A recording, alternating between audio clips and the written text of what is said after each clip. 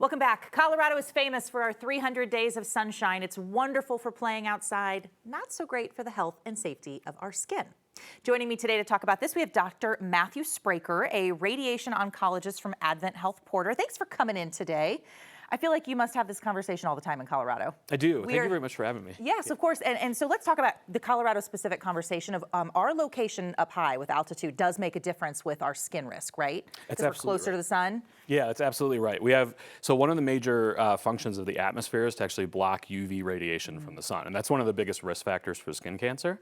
And so us being higher up, we just have less atmosphere than everyone else. So we have about 10% less, which means that everyone gets more sun even for the same amount of time outside as everyone else. Lucky us. Yeah, that's right. We also have a lot of days of sunshine. That's right. Here. Yeah, and people like to be outdoors quite a bit.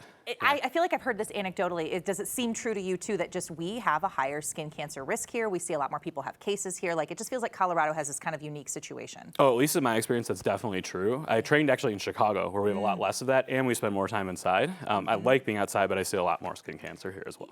Absolutely. So let's talk about warning signs. Some of us, I'm like this. I'm real careful getting the skin checks every year, and I keep track of certain things on my body. But like, what are the things that might look different year to year, or what would flag you of like, you need to let somebody look at that? Yeah, that's awesome. People should definitely get skin checks. I think the things that I would look for is there's a classic kind of teaching, A, B, C, D, E. So it's asymmetry and border. Okay. So if you have a spot on your skin that has an irregular border, has kind of a weird shape as opposed to being a perfect circle, that's a little bit concerning. Okay. Color, if it has variable color, so if it has dark and light areas and those are changing, that's concerning.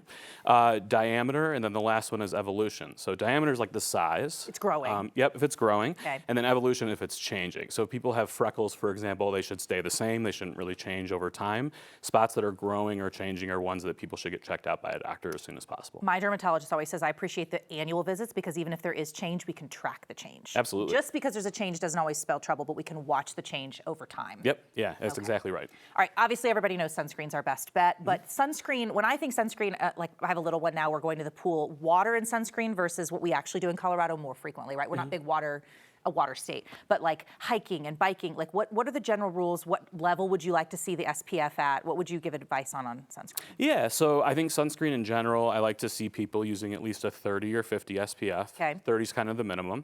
People should apply it kind of before they go out to do what they want to do. It takes about 10, 15, 20 minutes for it to work fully, so it should be applied before leaving the house. And I do like to remind people that it's not just sunscreen, we like to use a layered approach as well. And so we often recommend clothes, and you can actually time your activities outside to minimize direct or the kind of the most intense UV exposure. Is there any big difference with like little ones? And I see like little kid specific or the mineral versus this or that, or does like above 70% or 70 SPF make a difference? Like we can get really choosy with all of our options. Right. Does it all really matter? I think it matters in like kind of nuanced ways, but I think most doctors are recommending that people, they can feel very safe if they use a above SPF 30 sunscreen. The mineral ones tend to stay on a little bit longer, but I think in general, I think the thing that I tell patients is if you're looking for one thing, the SPF 30 or above is kind of what I'm The mineral stuff also gets all over the clothes I'm wearing, but That's right. that's a whole other issue.